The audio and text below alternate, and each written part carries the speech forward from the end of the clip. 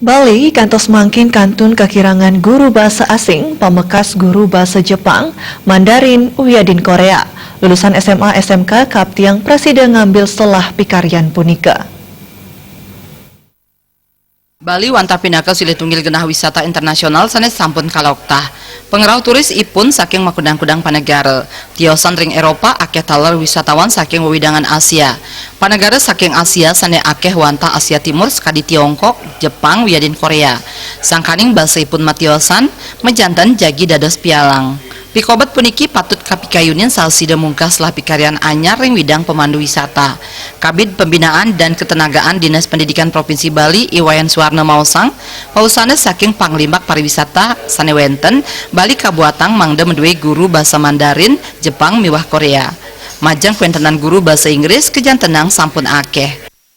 Karena syarat guru itu adalah dari lembaga perguruan tinggi atau FKIP. Nah, FKIP jurusan itu. Nah, terkait dengan kita di Bali kan daerah pengembangan wisata. Bahasa itu kita belajar itu awalnya dasarnya talenta juga. Kalau emang tidak ada talenta itu sukar bahasa. Karena bahasa itu kan berasa harus belajar, harus dipraktekkan.